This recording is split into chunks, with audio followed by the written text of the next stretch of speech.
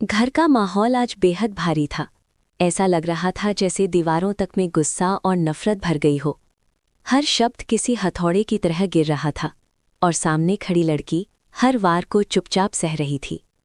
एक तीखी आवाज़ गूंजती है, आखिर कब पीछा छोड़ोगी मेरे बेटे का, कब? इस सवाल में सिर्फ गुस्सा नहीं बल्कि सालों की नाराज़गी और डर छुपा हुआ था। सामने खड़ी औरत की आंखों में आग थी। उसे लगता था कि उसके बेटे की जिंदगी में आई हर परेशानी की जड़ वही लड़की है।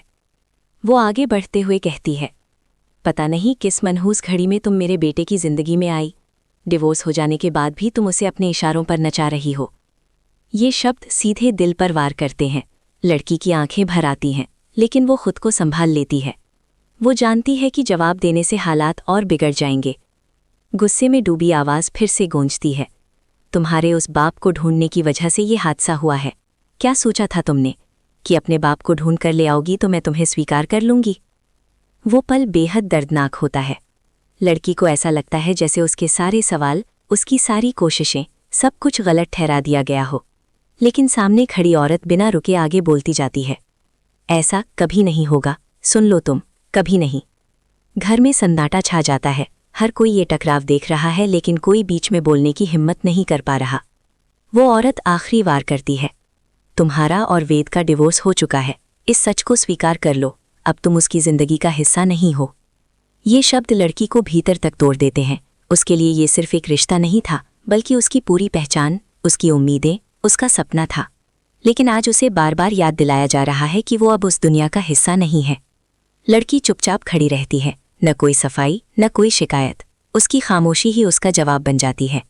वो जानती है कि जितना वो खुद को समझाने की कोशिश करेगी, उतना ही उसे गलत ठहराया जाएगा। असल दर्द सिर्फ डिवोर्स का नहीं है, बल्कि उस भरोसे का है जो टूट चुका है, उस प्यार का है जिसे अब बोझ समझा जा रहा है, और उस सच्चाई का है जिसे कोई सुनना ही नहीं चाहता। उसे ये भी एहसास है कि उसके पिता को ढूंढने की कोशिश सिर्फ एक तलाश नहीं थी, बल्कि अपनी पहचान जानने की जद्दोजहद थी। लेकिन उसी कोशिश को आज उसके खिलाफ सबसे बड़ा हथियार बना दिया गया है।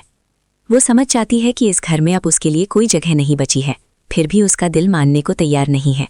कहीं ना कहीं उसे भरोसा है कि सच चाहे जितना भी दबाया जाए, एक दिन सामने जरूर आएगा। दूसरी तरफ वो औरत खुद भी अंदर से टूट चुकी है।